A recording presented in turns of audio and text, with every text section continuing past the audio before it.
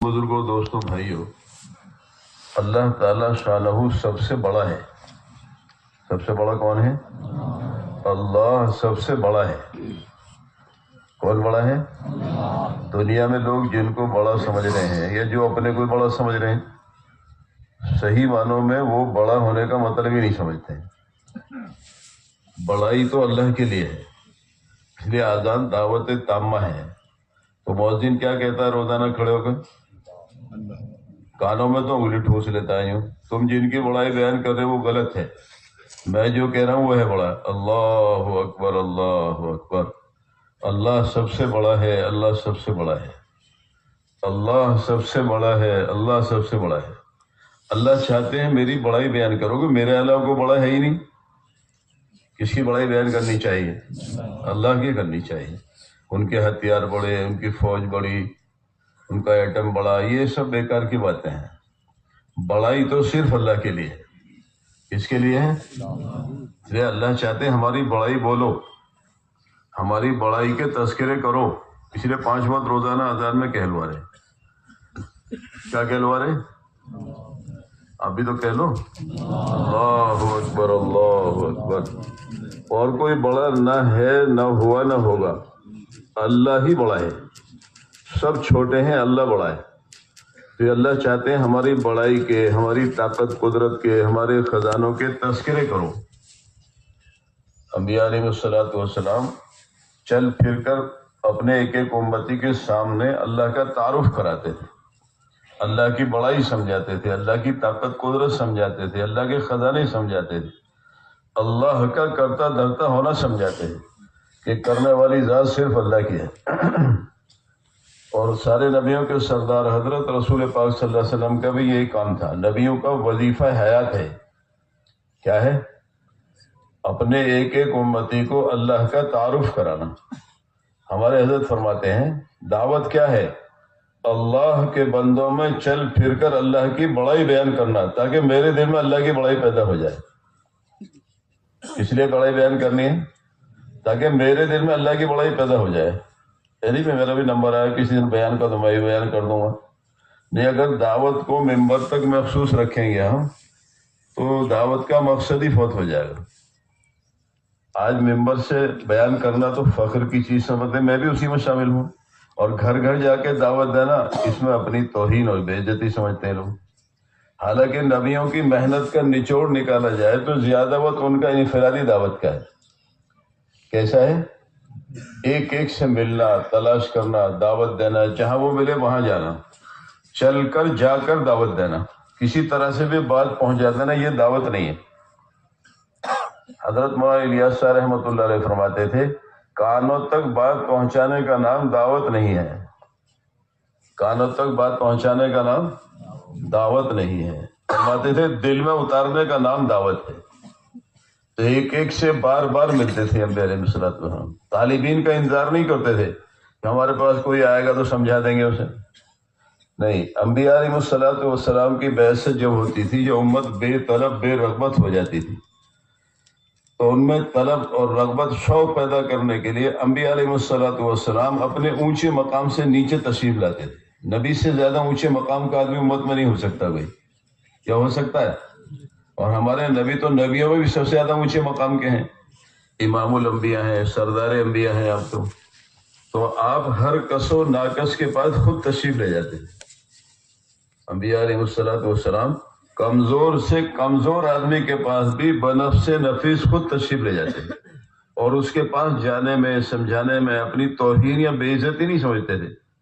یعنی ایسا امتی جو اس کو فاقے ہو رہے ہیں، جس کے پاس سر چھپانے کے لیے جھونپڑی نہیں ہے، جس کے پاس کھانے کے لیے کھانا نہیں ہے، تن ڈھکنے کے لیے پورے کپڑے نہیں ہیں، لیکن ان کے پاس بنفس نفیس تشریف لے جاتے تھے اور انہیں سمجھاتے تھے کہ تم اللہ کو پہچانو، اللہ سے ڈرو، اس کا یقین کرو، اسے کرتا دھرتا ہونا سمجھو، اسی کے سامنے جھکو، اسے نفع نقصان کا مالک سمجھو، جو کچھ مانگنا ہے اسی سے مانگو، بھروسہ کرو تو اسی پر کرو۔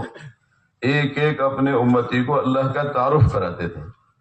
تو انبیاء علیہ السلام اولاً داعی ہیں، ثانیاً معلم ہیں۔ انبیاء علیہ السلام اولاً داعی ہیں، ثانیاً معلم ہیں. جن میں طلب پیدا ہو جاتی تھی، شوق پیدا ہو جاتا تھا، ان کے لیے معلم کا کام بھی کرتے تھے. تو اس لیے دوستوں بزرگوں، اب کوئی نبی آنے والے نہیں ہے. ہمارے نبی حضرت محمد صلی اللہ علیہ وسلم آخری نبی ہیں. اب قیامت پر کوئی نبی نہیں آئیں گے. تو یہ ختم نبوت کے طفیل میں یہ کار نبوت والی ذمہ داری اللہ نے پوری امت کے ذمے کی ہے. یہ پوری امت کا کام ہے. کس کا کام ہے؟ پوری امت کا کام ہے. اور سارا عالم ہمارا میدان محنت ہے. کہاں تک ہے ہمارا میدان؟ سارا عالم ہے.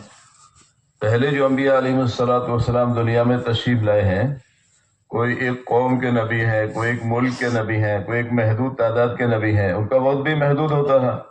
لیکن حضرت محمد صلی اللہ علیہ وسلم قیامت تک آنے والے سارے زمانوں اور سارے انسانوں کے نبی ہیں. اس لیے ختم نبوت کے طفیل میں یہ کار نبوت والی ذمہ داری اللہ نے پوری امت کو عطا فرمائی ہے. اس امت کے ایک ایک فرد کے ذمہ ہے یہ کہ ایک ایک بندے کے پاس جا کر اسے اللہ کا تعارف کرائے، اللہ کی پہچان کرائے. اللہ وہ ہے جس نے آسمان بنایا ہے. کس نے بنایا آسمان؟ اللہ نے بنایا ہے. کوئی دعویٰ نہیں کر سکا آج تک کہ آسمان میں نے بنایا. اللہ وہ ہے جس نے زمین بنائی، جس نے چاند کو پیدا کیا، سورج کو پیدا کیا، رات بنایا، دن بنائے. وہی رات اور وہی دن ہے. اللہ تعالیٰ اپنی قدرت کا اظہار فرماتے ہیں. کبھی رات بڑی ہو جاتی ہے، دن سمٹ کے چھوٹا سا رہ جاتا ہے. کبھی اس کے برعکس ہوتا ہے کہ دن بڑا ہو جاتا ہے، رات چھوٹی سی ہو جاتی ہے. کوئی اور بھی کر سکتا ہے؟ دنیا میں کسی کو یہ قوت حاصل ہے کہ رات کو 1 سیکنڈ چھوٹی کر دے؟ 1 سیکنڈ کا 100واں حصہ دن کو بڑھا دے یا گھٹا دے؟ کوئی اور کر سکتا ہے؟ ارے بتاؤ سی، کوئی نہیں کر سکتا. تو اللہ کی بنائی ہوئی چیزوں پر غور کرنے سے اللہ کا تعارف حاصل ہوتا ہے.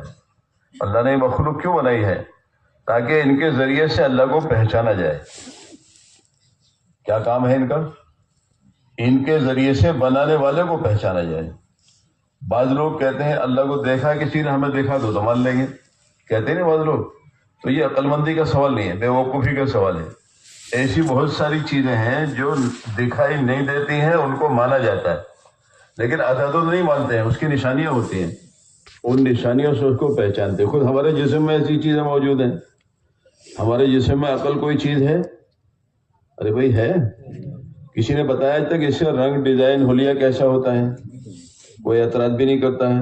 یہ سب ایسی چیز کو کیوں مانتے ہو جو کسی نے دیکھی نہیں آج تک؟ بتاؤ کسی نے بتایا جو بھیجے میں عقل ہے اس کا رنگ ایسا ہوتا ہے، ڈیزائن ایسا ہوتا ہے، حلیہ ایسا ہوتا ہے؟ مانتے سب ہیں. ارے بھائی مانتے نہیں. کوئی انکار کر سکتا ہے؟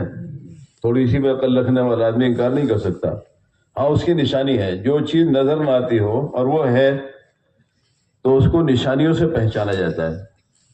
ایک آدمی سمجھداری سے بات کر رہا ہے، سمجھداری سے کپڑے پہن رہا ہے، سمجھداری سے بول رہا ہے، ڈھنگ سے بات کر رہا ہے، تو یہ نشانی اس کے بھیجے میں عقل ہے. الٹی سیدھی بکواس کرنے لگے، پتھر پھینکنے لگے، مارنے پیٹنے لگے، لوگوں کے ساتھ بے وقوفی کا کام کرنے لگے، تو یہ نشانی ہوتی ہے اس کے بیچارے کی عقل چلے گی. نہ عقل کو جب تھی جب دیکھا، نہ جاتے ہوئے دیکھا، اور مانا سب نے. یا کوئی انکار کر سکتا ہے دنیا میں؟ ارے بتاؤ سی، نہیں کر سکتا. عقل کوئی چیز ہے، اس کی نشانیاں بتا رہی. ایسی ہمارے جسم میں جان ہے، روح کوئی چیز ہے. ساری دنیا مانتی ہے؟ ارے بتاؤ سی، مانتی ہے. لیکن آج تک کسی نے نہیں کہا، بھائی میں دعویٰ نہیں کیا میں نے دیکھی عقل جسم میں جو جان ہے اس کا رنگ ایسا ہے، ڈیزائن ایسا ہے، حلیہ ایسا ہے. سب مانتے ہیں. نشانی ہے اس کی. ایک آدمی کی نبض چل رہی ہے، سانس آ رہی ہے، جا رہی ہے، جسم میں گرمائی ہے، تو نشانی ہے کہ اس کے جسم میں جان ہے. آدمی کی نبض تھم جائے، سانس رک جائے تو جسم ٹھنڈا ہونا شروع ہو جاتا ہے. حدیث میں آتا ہے روح پہلے پیروں کی طرف سے نکالی جاتی ہے. کوئی آدمی بہت بیمار ہو، لبے دم ہو رہا ہو، اب گیا تب گیا، تو جو سمجھدار آدمی آتے ہیں نا اس کے پیر چھو کے دیکھتے ہیں نہیں کہ اگر روح نکلنی شروع ہو گئی ہے تو جس حصے سے روح نکل جاتی ہے وہ جسم ٹھنڈا ہو جاتا ہے. جسم میں جو گرمائی ہے وہ روح کی وجہ سے ہے. تو روح کو مانا بغیر دیکھے مگر نشانیوں سے. تو اتنا بڑا آسمان، اس کی نشانی نہیں ہے، اس کا کوئی بنانے والا ہے؟ ارے بتاؤ سی، آپ تو بولتے ہی نہیں ہو کچھ. اس میں اتنا بڑا سورج، یہ نشانی نہیں ہے اس کا کوئی بنانے والا ہے، اتنا بڑا چاند، پھر اس کو بڑے منظم طریقے سے اللہ نے چلایا، انتہائی منظم طریقے سے چلایا، ایک سیکنڈ نہیں، ایک سیکنڈ کا 100واں حصہ بھی آگے پیچھے نہیں ہوتا ہے۔ آپ دیکھو نماز کے جو اوقات کے نقشے ہیں نا، آج کون سی تاریخ ہے؟ اگر 50 سال پہلے بھی آج کے دن سورج اسی وقت میں نکل رہا ہے تو آج بھی اسی وقت نکل رہا ہے، جس وقت آج ڈوب رہا ہے اسی وقت ڈوب رہا ہے، کوئی فرق ہوتا ہے؟ کبھی نہیں، کہ اس کو چلانے والے نے ایک نظام کے ساتھ چلا ہے، جکڑا ہوا ہے۔ دنیا کی ہر چیز اللہ کے ایک نظام ہے غیبی، اس سے جکڑی ہوئی ہے، ایک پتا بھی نہیں کر سکتا نیچے اگر اللہ کا حکم نہ ہو۔ آپ نے دیکھا ہو کبھی کبھی پورا درخت خالی ہو گیا، ایک دم پتے جھڑ کے گر گئے اور ایک پتا ٹنگا ہوا اوپر، ہوتا ہے ایسا نہیں؟ تو وہ کیوں نہیں گرا ہے جی؟ بھائی لوگ کہتے ہیں بھائی صاحب پتجھڑ کا موسم ہے تو گر ہی جاتے ہیں، نہیں گر تو جاتے ہیں، جب سب گرے تو یہ کیوں نہیں گرا ہے؟ معلوم ہے اس کے لیے آرڈر نہیں ہے اللہ کا، بھی کیا ہوا ہے؟ اللہ کا حکم نہیں ہے، اس لیے قائم ہے۔ تو جتنے جبریل علیہ السلام اللہ کے محتاج ہیں نا، حکم پتہ بھی اتنا ہی محتاج ہے، وہ بھی اپنے آپ کچھ نہیں کر سکتے۔ جبریل علیہ السلام کو بہت بڑا قد و قامت دیا اللہ تعالیٰ نے، حضرت شیخ رحمۃ اللہ فضائل رمضان میں 500 اللہ نے بازو دیے انہیں، صرف 2 بازو کھولتے ہیں، مشرق مغرب سب ڈھانک لیتے ہیں اس سے، شب قدر والے دن صرف 2، اور بازو ہے 500، لیکن وہ بھی اللہ کے حکم کے محتاج ہیں، اپنے آپ کچھ نہیں کر سکتے۔ تو اس لیے دوستوں بزرگوں، دنیا میں جتنی مخلوق ہیں ان پر غور کرنے سے اللہ کا تعارف حاصل ہوتا ہے، اللہ کی پہچان ہوتی ہے آدمی کو، واقعی کوئی ذات ہے جس نے اس کو بنایا ہے اور وہی اس کو منظم طریقے سے چلا رہی ہے، اور وہی اللہ ہے۔ ہمارا غور فکر کا راستہ اگر صحیح ہو جائے تو اللہ تعالیٰ غور فکر سے بھی اپنی معرفت نصیب فرما دے، لیکن ہماری سوچ فکر جو ہے نا، غور فکر الٹی ہو گئی ہے، ہمارے غور فکر کا انداز بدلا ہوا ہے۔ ایک بڑھیا سے کسی نے پوچھا تو نے اللہ کو کیسے پہچانا؟ اس نے کہا میں نے تو اپنے چرخے سے اللہ کو پہچان لیا۔ چرخہ سمجھتے ہو آپ؟ ہوتے ہیں آپ کے یہاں تو تصویر رہ گئی ہے اس کی، دیکھیں چرخے، تصویر دیکھے ہوگی، اب تو گھر میں ایک کام ہوتا تھا عورتوں کے لیے، روڑ کا روئی کا خالی وقت میں سوت بنایا کرتے تھے، تو بڑی بھی نے غور فکر صحیح کیا تو چرخے سے اللہ کا تعارف ہو گیا۔ یہ کیسے؟ کہ میرا یہ چرخہ ہے، جب میں چلاؤں جب چلتا ہے، اپنے آپ نہیں چلتا ہے، تو میرا چھوٹا سا چرخہ بغیر چلائے نہیں چل سکتا، اتنا بڑا زمین آسمان کے بیچ کا نظام اپنے آپ چل رہا ہو یہ نہیں ہو سکتا، اس کا بھی کوئی چلانے والا ہے، اور وہی اللہ ہے۔ کون ہے وہ؟ وہی اللہ ہے۔ اتنا بڑا ہمیں تو ایک آسمان نظر آ رہا ہے، اللہ نے قرآن میں کہا ہم نے ایسے ایسے 7 آسمان بنائے۔ کتنے بنائے؟ 7 بنائے، ایسی ایسی 7 زمینیں بنائی۔ ایک دفعہ ہمارے یہاں جماعت آئی، اس میں پروفیسر حضرات تھے، تو وہ بتا رہے تھے کہ یہ جو سورج ہے زمین سے 7 لاکھ گنا بڑا ہے، زمین سے 7 لاکھ گنا بڑا ہے، اور یہ ستارے اتنے بڑے ہیں کہ ایک ایک ستارے میں ایسے ایسے 7 لاکھ سورج سما جائیں۔ اللہ اکبر! بنانے والا کتنا بڑا ہوگا؟ ان چیزوں کو دیکھ کر اللہ کو پہچانا جائے، اس لیے ہے، نہ یہ کہ نہیں اللہ سمجھ لے کوئی۔ ہمارے مولانا سلیمان صاحب فرمایا کرتے تھے نا کہ ایک بچے کو استاد مار رہے تھے، سبق یاد نہیں تھا، تو ڈنڈے کے ہاتھ جوڑ رہا ہے، ڈنڈے مہاراج مجھے معاف کر دو، ڈنڈے مہاراج مجھے معاف کر دو۔ دوسرے بچے نے کہا بھائی پاگل ہے، ڈنڈے کے ہاتھ جوڑنے سے کیا فائدہ ہے، جس کے ہاتھ میں ڈنڈا اس کے ہاتھ جوڑ، ڈنڈا کیا کرے گا؟ کچھ بھی نہیں، اور ہاتھ جوڑنے کی بھی ضرورت نہیں، سبق یاد کر کے سنا دے، ڈنڈا تو جو کھیلنے کے لیے دے دیں گے۔ جو بچے اپنا سبق یاد کر کے سنا دیتے ہیں، اسے مارنے والے ڈنڈے سے کھیلتے پھرتے نہیں پھر؟ ارے بتاؤ سی، یہ سب ڈنڈے کی طرح دنیا میں جتنی چیزیں ہیں، اور ان پہ سب پہ اختیار اللہ کا چلتا ہے۔ ہر چیز میں سے وہ ظاہر ہوتا ہے جو اللہ چاہتا ہے۔ اللہ تعالیٰ چاہتے ہیں نفع کی شکلوں میں نقصان لاتے ہیں، نقصان کی شکلوں میں نفع لاتے ہیں، زندگی کے نقشوں میں موت لا کر دکھاتے ہیں۔ وہاں حفاظت کے نقشے ہیں لیکن اللہ وہاں موت لا کر دکھاتے ہیں، اور موت کے نقشوں میں حفاظت کر کے دکھاتے ہیں۔ کون کرتا ہے یہ؟ اللہ کرتا ہے، تاکہ ہمارے بندے ہمیں پہچانے، کرنے والی ذات ہماری ہے۔ موسیٰ علیہ السلام کو اللہ نے حکم دیا اپنی قوم کو لے کر نکل جاؤ، نکل پڑے آپ۔ ایک جگہ ایسا موقع ہے، آگے ٹھاٹے مارتا ہوا دریا، پیچھے فرعون کی فوج، یہاں بھی موت وہاں بھی موت، ٹھہرتے ہیں تو فرعون مار دے گا، آگے جاتے ہیں دریا میں ڈوب جائیں گے، تو جو کچے پکے ایمان والے تھے وہ گھبرا گئے، انا لمدرکون، کہ ہم تو پکڑے گئے۔ تو موسیٰ علیہ السلام تو نبی ہے، نبی کو اللہ کا تعارف حاصل ہوتا ہے کہ میں اللہ کے حکم سے نکلا ہوں، اور اللہ کا کوئی حکم ضائع کرنے کے لیے نہیں ہوتا ہے۔ تو زور سے ڈانٹ لگائی، کلا ان معی ربی سیہدین، ہرگز نہیں، میرا رب میرے ساتھ ہے۔ کیا فرمایا؟ میرا رب میرے ساتھ ہے، وہ میرے لیے راستہ نکال دے گا۔ تو اللہ نے حکم بھیجا، یہ جو دریا ہے اس پہ ڈنڈا مارو۔ حالانکہ عقل کے خلاف ہے، ڈنڈے اس نے کیا بگاڑا دریا نے، اسے بیچاروں کو کیوں پیٹوا رہے، دریا کو پیٹنے سے فائدہ کیا ہوگا؟ لیکن انبیاء علیہ الصلوۃ والسلام اللہ کے حکم میں عقل کا دخل نہیں دیتے، کہ حکم ہے پورا کرنا، بس ڈنڈا مار دیا اس کو۔ تو 12 راستے بنا دیے اللہ نے، کیا بنا دیا؟ 12 راستے۔ بنی اسرائیل میں 12 خاندان تھے، اور ایسے بڑے بڑے راستے بنائے جیسے پہاڑ۔ کیسے بنائے؟ جو پہاڑ۔ حضرت مولانا عبید اللہ صاحب علیوی رحمۃ اللہ ایک دفعہ فرما رہے تھے، اس وقت بنی اسرائیل میں 12 خاندان تھے، اور ہر خاندان میں 60-70 ہزار آدمی تھے۔ کتنے تھے؟ تو کتنا ہو گیا سارا مجمع؟ 7-8 لاکھ کا مجمع ہو گیا۔ سنا جی؟ جمع غفیر بڑا، اس کو نکالنا تھا تو چھوڑے چھوڑے راستے بنائے، سب ایک ایک راستے سے پار ہو گئے۔ ان میں کھڑکیاں بھی کھولی، ایک دوسرے کو دیکھتے ہوئے جاؤ، سب آ رہے۔ تو جو قوم قسمہ پرسی میں، غلامی میں، پریشانیوں میں زندگی گزار رہی تھی، وہ تو پار ہو گئی۔ اب فرعون آ گیا، اس نے بھی یہ میری غلامی کرنے والے نکل گئے تو میں تو مالک ہوں یہاں کا۔ تو راستے فرعون نے تھوڑا ہی بنائے تھے، وہ تو اللہ نے بنائے تھے۔ جب سب داخل ہو گئے تو راستے اللہ نے ختم کر دیے، تو اللہ کے بنائے ہوئے راستے تھے۔ دریا ایک، تاثیر 2، ایک کی ہلاکت، ایک کی حفاظت۔ کس نے کیا یہ؟ اللہ نے کیا ہے۔ تو نبیوں اور صحابہ کے واقعات پر غور کرنے سے اللہ کا تعارف حاصل ہوتا ہے۔ ہم موبائل دیکھتے رہتے ہیں، جھوٹی خبریں سنتے رہتے ہیں، دن بدن ایمان میں ضعف اور کمزوری ہو رہی ہے۔ اس کے یوں طاقت، اس کا یوں ایٹم، اس کے یوں ہتھیار، ان کو سن کے ہے نا، وہ سب دلوں میں جو ہے ایمان کا ضعف اور کمزوری بڑھتی جا رہی ہے۔ اللہ سے ہونا بولتے ہی نہیں ہے۔ تو مسلمان کو چاہیے کہ وہ ہر جگہ اللہ کو بولے، اللہ کی بڑائی بولے، اس کی طاقت قدرت بولے، اس کے خزانے بولے، اس کا کرتا دھرتا ہونا بولے، تو یقین پیدا ہو گیا کہ اللہ ہی سے ہوتا ہے، کرنے والی ذات اللہ کی ہے۔ اس لیے نبیوں اور صحابہ کے واقعات کا ہماری دعوت میں تذکرہ ہونا چاہیے، اس سے یقین بنتا ہے کہ ان کی مدد اللہ نے کی ہے۔ کس نے کی ہے؟ اللہ نے کی ہے۔ فرعون اور اس کی قوم پانی پینے کے لیے پانی اٹھائے، تو موسیٰ علیہ السلام کی قوم کے لیے تو پانی اور اس کے لیے خون، یہ عذاب بھی بھیجا اللہ نے پر۔ اب ساری اس کی ٹیکنالوجی فیل، جو کہہ رہا تھا انا ربکم الاعلی، اب کچھ نہیں کر پا رہا ہو۔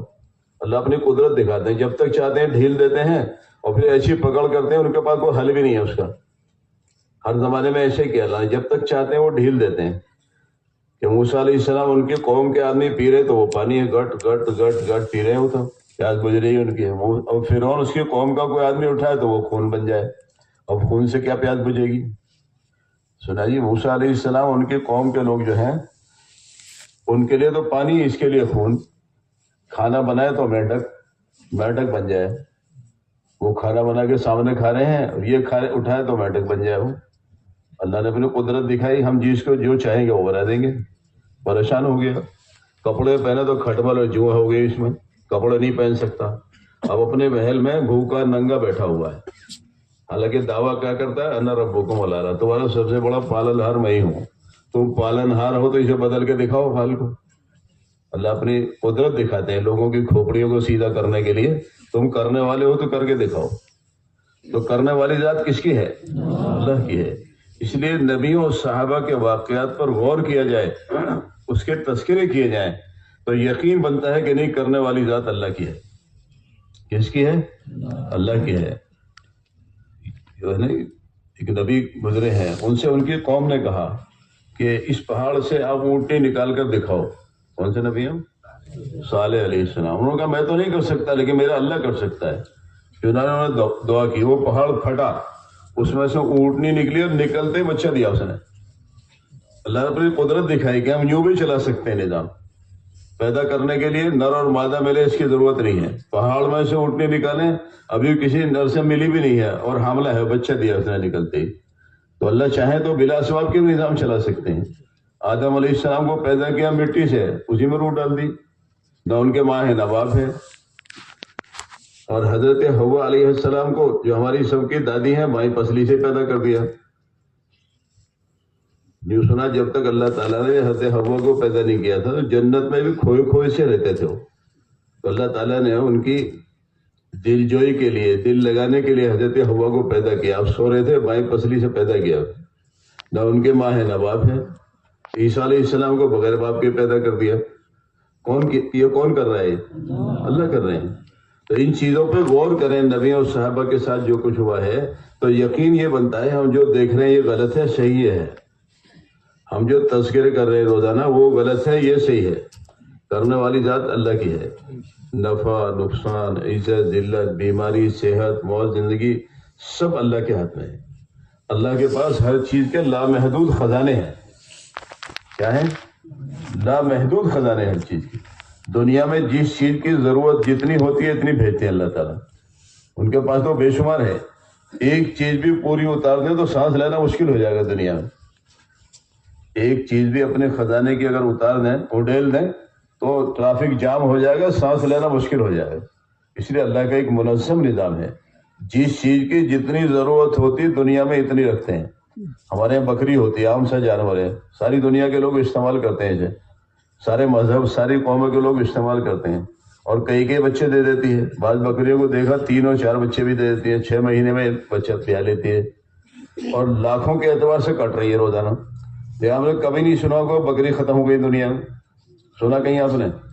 کبھی نہیں سنا ہوگا. آپ چاہو نا، میں 10,000 کی بکریوں کا ریوڑ دیکھنا چاہتا ہوں میں، تو آپ دیکھ لیں گے.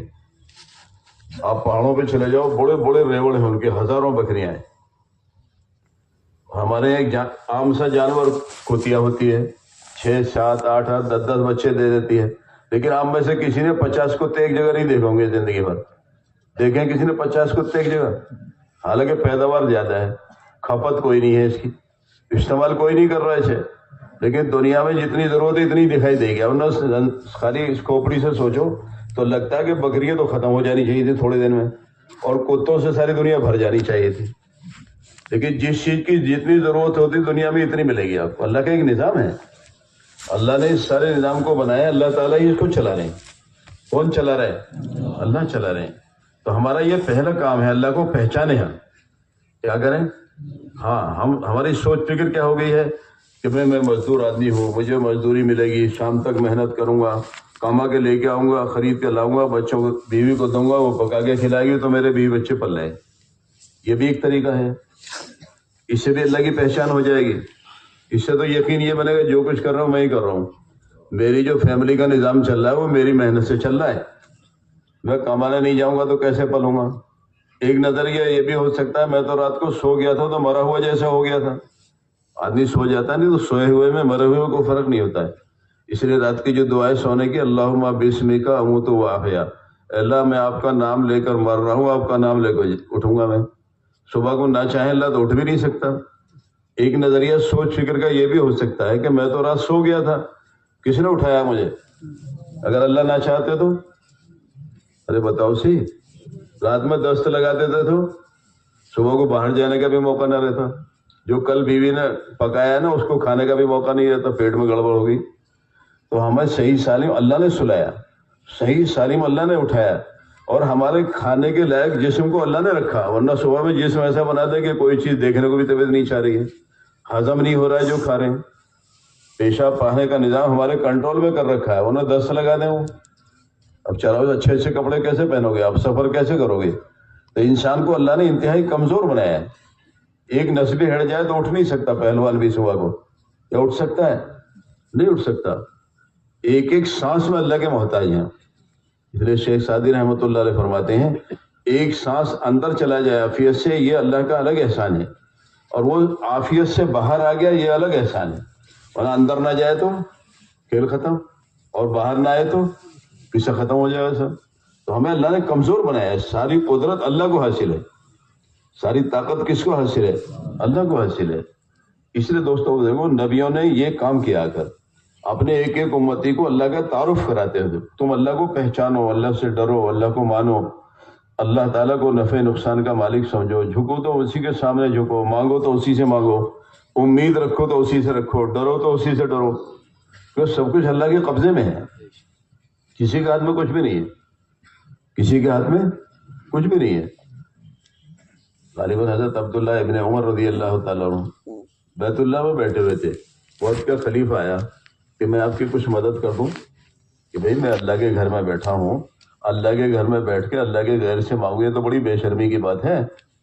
تو انتظار کیا اس نے، باہر نکلے، پھر کہا حضرت اب بتا دیجئے، کہنے اللہ سے کہہ دیا اب تو اس سے بھی کہوں، یہ بھی شرم کی بات ہے، اللہ ناراض ہو جائے گا کہ مجھ سے بھی مانگا اس سے بھی مانگ رہا ہے۔ تو اللہ یہ چاہتے ہیں ہم سے مانگو، ہم دیں گے تمہیں۔ تو اللہ کے رسول صلی اللہ علیہ وسلم نے اپنے ایک ایک امتی کو اللہ سے لینے والا بنایا تھا۔ کیسے بنایا تھا؟ ہاں، کسی کا محتاج نہیں بنایا ہمیں نبی نے، سب کو مسجد والا بنا کر کے کہ تمہارے ہر مسئلے کا حل مسجد سے ہوگا۔ کھانے کی ضرورت ہے تو کہاں جانا ہے؟ مسجد جانا۔ خود آپ کا معمول یہی تھا، آپ گھر میں تشریف لائے، حضرت عائشہ رضی اللہ تعالیٰ سے کہا مجھے بھوک لگی ہے، کہا اللہ کے رسول گھر میں تو کچھ بھی نہیں ہے، کہاں تشریف لے گئے ہیں؟ مسجد گئے۔ سب کو تعلیم دے رہے تھے، ہماری طرح نہیں کہیں کچھ کریں کچھ، نبی تو خود کر کے دکھاتے ہیں۔ مسجد تشریف لے گئے۔ آپ سے زیادہ اچھی نماز اور دعا والا کون ہو سکتا ہے؟ نماز پڑھی، دعا مانگی، پھر گھر معلوم کرنے کے لیے عائشہ کچھ ہوا انتظام؟ یا رسول اللہ کچھ بھی نہیں ہوا ابھی تو۔ پھر تشریف لے گئے، پھر نماز پڑھی، دعا مانگی، پھر معلوم کیا۔ حضرت عائشہ رضی اللہ تعالیٰ فرماتی ہیں اب اتنی مرتبہ بے چین بے قرار ہو کر بھوک سے مسجد جائے مانگنے کے لیے، پھر پوچھنے کے لیے گھر آئے کہ آپ کی بے چینی بے قراری کو دیکھ کر مجھے بھی رونا آ گیا۔ تو امت کو سبق سکھایا، 1000 مرتبہ بھی صلاۃ الحاجہ پڑھنی پڑے تو اور کہیں مت چلے جانا، یہیں سے مسئلہ ہوگا تمہارا۔ جب سارے نبیوں کے سردار کو کئی دفعہ مانگنا پڑ سکتا ہے تو ہم کس کھیت کی مولی ہیں؟ لیکن یہ ذہن سے ہی نکل گیا ہے کہ مسجد اللہ سے مسئلے حل کرانے کی جگہ ہے، مسجد اللہ سے لینے کی جگہ ہے۔ آپ مسجد میں تشریف فرمائیں صحابہ کے ساتھ، ایک صحابی آئے، 2 رکعت نماز پڑھی، دعا مانگی، چلے گئے۔ آپ نے فرمایا جانتے ہو میرے صحابی کیوں آئے تھے؟ کہ اللہ و رسول عالم، اللہ اس کے رسول زیادہ جانتے ہیں۔ یہ میرا صحابی اللہ سے نمک مانگنے کے لیے آیا تھا۔ کیا مانگنے کے لیے آیا تھا؟ نمک مانگنے کے لیے آیا۔ حضرت عائشہ سے آپ نے فرمایا عائشہ جوتے کا تسمہ بھی ٹوٹ جائے تو اللہ ہی سے مانگنا۔ کس سے مانگنا؟ اللہ سے مانگنا۔ اللہ کے پاس سب کچھ ہے، لامحدود خزانے اللہ کے پاس۔ اور اللہ نے کہا وَنَحْنُ أَقْرَبُ إِلَيْهِ مِنْ حَبْلِ الْوَرِيدِ، میں اپنے بندوں کے شہ رگ سے بھی زیادہ قریب ہوں۔ ایک رگ ہوتی ہے شہ رگ، رگوں کی بادشاہ سردار ہے وہ، جتنا وہ قریب ہے کہ اللہ کہہ رہے میں تمہارے اس سے بھی زیادہ قریب ہوں۔ بتاؤ قریب والے کو چھوڑ کر دور والے سے مانگے آدمی تو اللہ ناراض ہوں گے نہیں؟ جس اللہ نے ماں کے پیٹ میں 3 اندھیریوں میں سر سے لے کے بال تک کی ساری چیزیں دی ہیں، 3 اندھیریوں بہت تنگ جگہ میں، کتنی بہت تنگ جگہ میں۔ ہمارے ایک ڈاکٹر صاحب ہیں، وہ فرمائے تھے جو رحم ہوتا ہے نا، اس میں بچہ ہوتا ہے، اس کی لمبائی غالباً میں بتا رہے تھے 14 سینٹی میٹر ہوتی ہے، اور اللہ نے اس کو ایسا بنایا ہے جیسے جیسے بچہ بڑھے بڑھتا رہتا ہے، بڑھتا رہتا ہے، بڑھتا رہتا ہے، اور 2 بچے ہو جائے تو اور بڑھ جاتا ہے، اور جب بچے کی پیدائش ہو سمٹتا سمٹتا پھر وہیں آ جاتا ہے۔ اتنی تنگ جگہ کے اندر آنکھ اپنی جگہ، کان اپنی جگہ، ہاتھ اپنی جگہ، دل اپنی جگہ، دماغ اپنی جگہ۔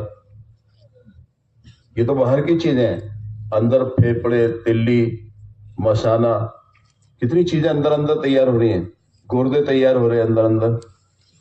ماں کو بھی پتہ نہیں چلتا، باپ کو تو کیا پتہ چلتا میرے بچے کا کون سا حصہ بن رہا ہے اندر۔ تو جس اللہ نے بغیر مانگے اتنی قیمتی قیمتی چیزیں ماں کے پیٹ میں دے دی ہیں، باہر آ کے مانگے تو نہیں دے گا وہ؟ بتاؤ، فرمائش کی تھی مجھے 2 آنکھ دینا کسی نے؟ بھائی کسی نے فرمائش کی تھی اللہ سے مجھے 2 آنکھ دینا، 1 ناک دینا، 2 کان دینا، 2 ہاتھ 2 پیر دینا؟ کسی نے بھی نہیں مانگی تھی، ہمیں تو پتہ بھی نہیں تھا، ہوش بھی نہیں تھا ہم سے، یا تھا کسی کو ہوش؟ کچھ بھی پتہ نہیں۔ بچوں کو کچھ پتہ نہیں ہوتا میں کس حال میں ہوں، کیا بنا ہے کیا نہیں بنا ہے۔ تو جس اللہ نے ماں کے پیٹ میں 3 اندھیریوں میں بہت تنگ جگہ میں اتنے بڑے بڑے قیمتی آئٹم بنائے ہیں، ساری دنیا مل کر ایک آئٹم نہیں بنا سکتی۔ ساری دنیا مل کے ایک آنکھ بنا سکتی ہے جسے اللہ نے بنائی ہے؟ ارے بتاؤ، نہیں بنا سکتے۔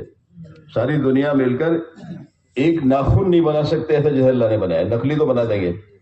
ساری دنیا مل کر ایک مکھی کی ٹانگ نہیں بنا سکتے ایسی جیسی اللہ نے بنائی، نقلی تو بنا دیں گے، لیکن جو صفت اللہ کی بنائی ہوئی ٹانگ میں ہے وہ نہیں ہو سکتی۔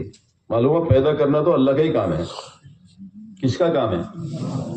ایک چیز میں بھی اگر کمزوری آ جائے، پریشانی ہو جائے تو آدمی کو حالت خراب ہو جاتی ہے، بیکار ہو جاتا ہے۔ آنکھ میں ہی کمزوری ہو جائے تو بعض مرتبہ ڈاکٹر کہتے ہیں ہمارے پاس علاج نہیں ہے. ہمارے ایک ساتھی ہیں، ان کے 3 بھائی نابینا ہو گئے.